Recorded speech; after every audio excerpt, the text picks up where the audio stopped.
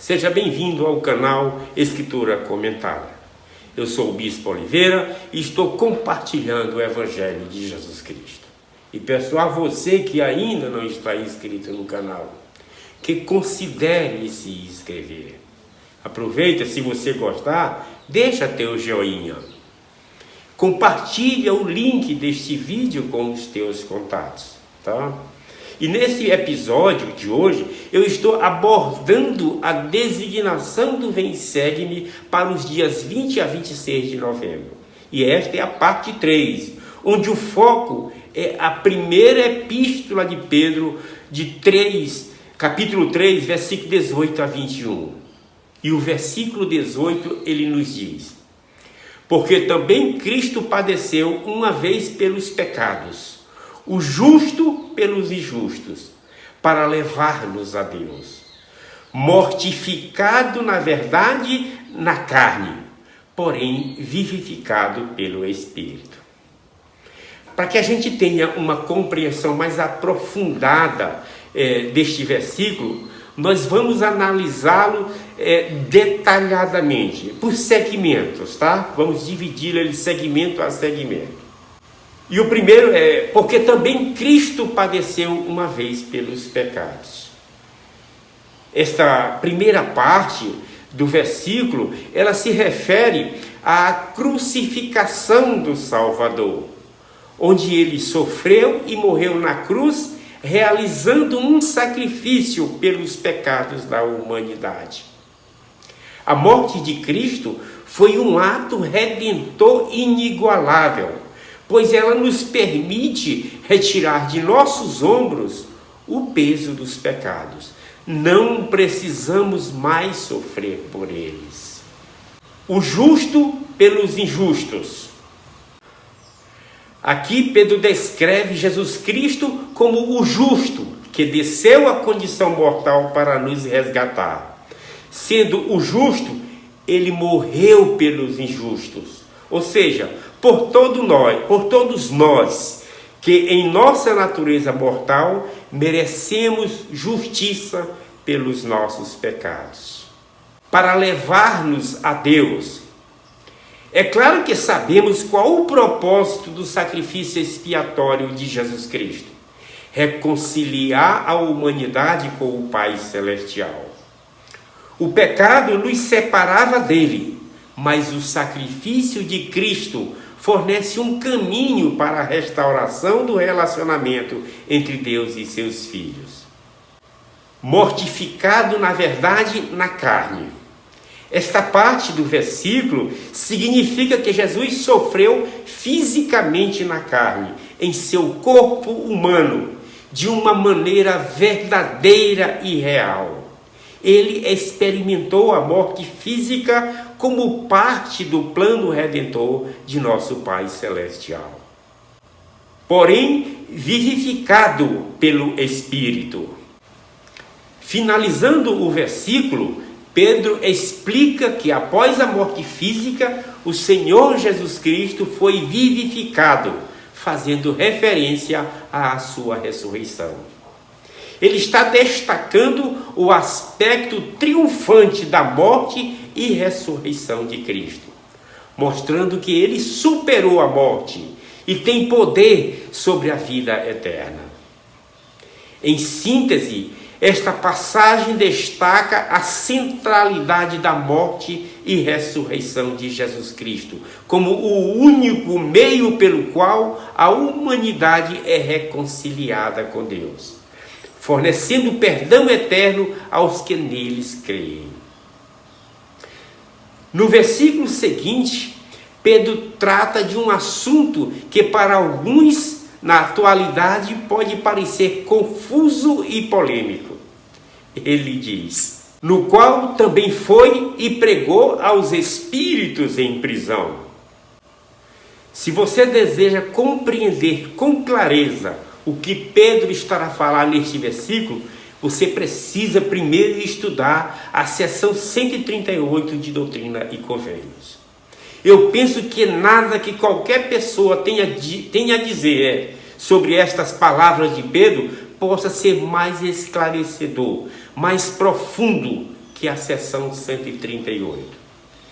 Essa seção representa uma visão espetacular que esclarece de maneira perfeita a mensagem de Pedro. O início da seção 138 é marcado pelo presidente Joseph F. Smith, que relata ter refletido sobre o sacrifício expiatório de Jesus Cristo, incluindo a pregação do Evangelho aos mortos. Nesse contexto de meditação, ele levanta questões importantíssimas. Como fora possível Cristo pregar àqueles espíritos e realizar o trabalho necessário entre eles em tão pouco tempo? A resposta é dada pelo próprio presidente Joseph F. Smith.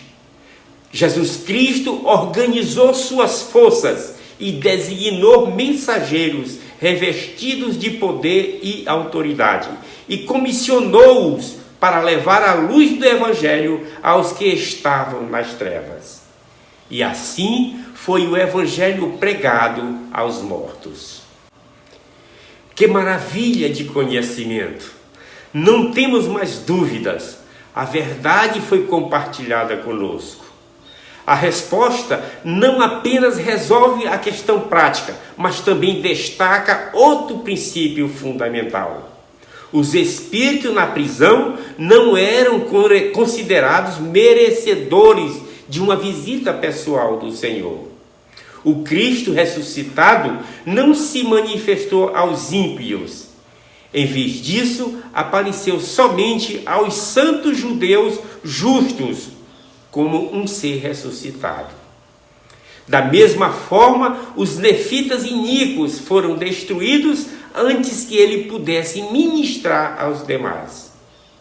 Após ressuscitado, o Senhor não retornou ao sinédrio para dizer a eles: eu te avisei. Esses eventos não apenas solucionam problemas práticos, mas também exemplificam princípios importantes. Assim sendo, seria inconsistente que o mestre, ao concluir a missão incumbida pelo Pai, se manifestasse de imediato aos ímpios. Da mesma forma como os gentios são convertidos, pela pregação dos missionários, o mesmo ocorre com aqueles que habitam a prisão espiritual. Conforme afirmou o próprio Salvador: nem me compreenderão quando disse que os gentios jamais ouviriam a minha voz, que a eles não me manifestaria, a não ser pelo Espírito Santo. Da mesma forma, as almas em prisão espiritual não deveriam, em nenhum momento, ouvir sua voz, para que ele não se manifestasse a elas, a menos que fosse pelo Espírito Santo. A eles, ele não poderia pregar pessoalmente por causa de sua rebeldia e transgressões. À luz destes acontecimentos, precisamos examinar cuidadosamente as palavras exatas de Pedro.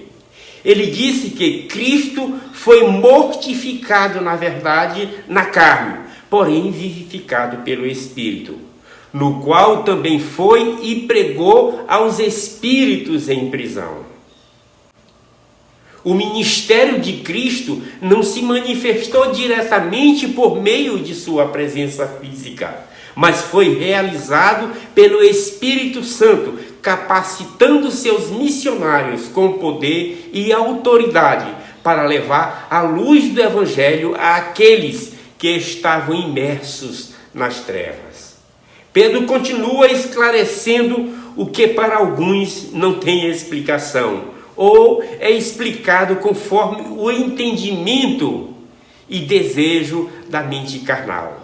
A Escritura diz: os quais antigamente foram rebeldes quando a longanimidade de Deus esperava nos dias de Noé, enquanto se preparava a arca, na qual poucas, isto é, 8, almas se salvaram pela água. Pedro está nos oferecendo suas reflexões sobre a prisão espiritual de maneira perspicaz, uma vez que pressupõe que seus leitores, lá da época dele, já conheciam o conceito de uma obra vicária. A compreensão desse princípio, queridos irmãos, era tão profunda entre eles que o apóstolo não viu necessidade de dedicar mais tempo explicando com detalhes sobre o que ele estava falando. Curiosamente, aqui Pedro faz referência aos ímpios e também aos justos dos dias de Noé. Sua abordagem não inclui aqueles que não tiveram a oportunidade de ouvir o Evangelho. Nem se refere também àqueles que teriam aceito a mensagem caso tivesse tido uma chance. O foco está direcionado a um povo que deliberadamente rejeita a mensagem proclamada por um profeta que atende pelo nome de Gabriel. Este profeta foi escolhido para anunciar a chegada de João Batista e de Jesus Cristo. A maldade desse povo foi tão intensa que justificou a decisão divina de afogá-los juntamente com seus pecados. Entretanto, queridos, até mesmo para aqueles que parecem ter se perdido, o Senhor possui um plano de redenção. Sua intenção não é que essas almas sofram eternamente. Ao contrário, Ele busca salvá-las da morte e do inferno. Os mortos que se arrependerem serão redimidos, depois de terem cumprido a pena por suas transgressões e de serem purificados, receberão uma recompensa de acordo com suas obras, porque são herdeiros da salvação. A revelação moderna ensina que Deus experimentou profunda tristeza durante o dilúvio, que foi um batismo para a terra. Segundo essa perspectiva, Deus fez todo o possível para evitar a destruição de seus filhos. Isso incluiu enviar um dos maiores pregadores da justiça, na tentativa de instigar uma mudança no comportamento humano. Quando o povo não respondeu, Deus, em sua misericórdia, ofereceu uma oportunidade de redenção após a morte, a qual também, simbolizando o batismo, agora nos salva. Não a remoção da imundícia do corpo, mas a indagação de uma boa consciência para com Deus pela ressurreição de Jesus Cristo. Com o dilúvio, a terra passou por um processo de renovação, utilizando a água para purificar, para restaurar o ambiente de sua condição degradada. Jesus Cristo, por sua vez, ensinou que a humanidade também deve passar por um simbolismo semelhante, sendo imersa na água para alcançar a restauração e ser resgatada de suas condições degeneradas. Aquele que não nascer da água e do Espírito não pode entrar no reino de Deus. Queridos irmãos, sabemos que as propriedades físicas da água não têm a finalidade intrínseca de purificar a alma.